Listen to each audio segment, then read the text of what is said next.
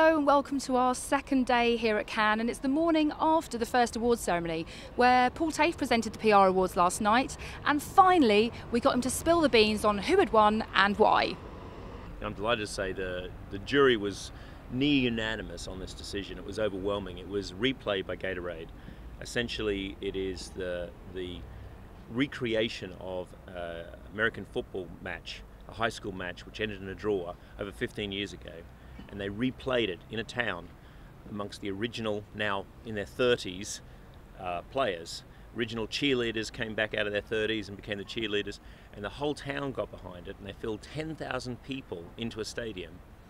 And the kind of viral and the media attention all around the country of a chance of two high school teams replaying their senior year football just captured the imagination in the USA. It also shows that for ad agencies, they can do public relations creative when they think about it, and they are. And I think that there is across the whole category, the advertising embrace of earned media is a incredibly large threat for PR agencies. I'm pretty sure that they are going to eat PR agencies' lunch unless PR agencies come back and defend their territory much more aggressively. Cannes is no stranger to stars, so we managed to catch up with two of the stars of the Cannes Lion International Advertising Festival. So Dana, what are you guys doing in Cannes this year? We have a lot going on this year. We'll be sponsoring a conversation with Spike Jonze on the main stage on Wednesday, and Gordon Bowen, founder of McGarry Bowen, is going to be interviewing him.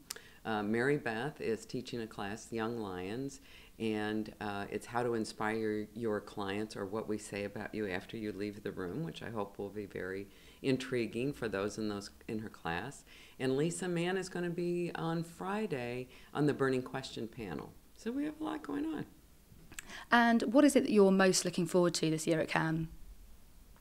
The cage fighting with Paula Abdul, I think, is what we're all waiting for. But other than that, you know, actually the best thing is watching all of our people talk to each other, and they'll go to a session and come back and tell the next person, and we get to see our agency partners and we get to meet new people. I think those conversations are probably the best part. Even though the party's just gotten started, of course, we asked our delegates before we came which ones were your favorite. And of course, being Kraft folks, we did like our Biz commercial out of Brazil for a little chocolate. But some of their favorites were Target for the Arts, You by Kotex, and Vote for Betty White for Saturday Night Live. So, Yahoo has a big presence at Cannes this year with your seminar and the Brand Council competition. Can you tell us a little bit about both? Sure, we have a seminar tomorrow that talks about creativity, and we're going to be talking about how storytelling in both advertising and movie making is very similar, and they're becoming to be even more similar. So we're going to have Jeff Goodby from the advertising world and Ben Stiller from the Hollywood world. Given the last year, what do you see the biggest challenges being facing brands today? I think without a doubt the biggest challenge is getting through the clutter. And I think the ticket to that is to really figure out how to engage in a conversation with your consumers, something that's meaningful to them, that's all about your brand. And that's what everyone's been trying to do, and it's not an easy task. How do you see Yahoo working with brands in that respect?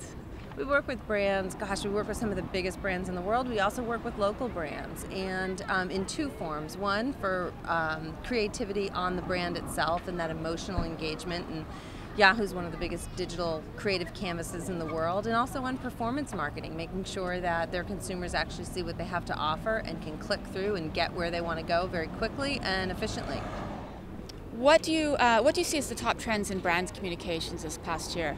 I think there's two. I think the first one is that it's all about integration, that no one medium can answer all your marketing issues, that you really have to put it together into a story across multiple mediums. I think we've been talking about integrated marketing for a long time, but it's rare that you actually see it done very, very well.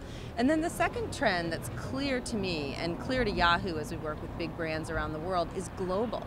That it's a local campaign, but it has to be global in scale, because brands are trying to reach their consumers all over the world.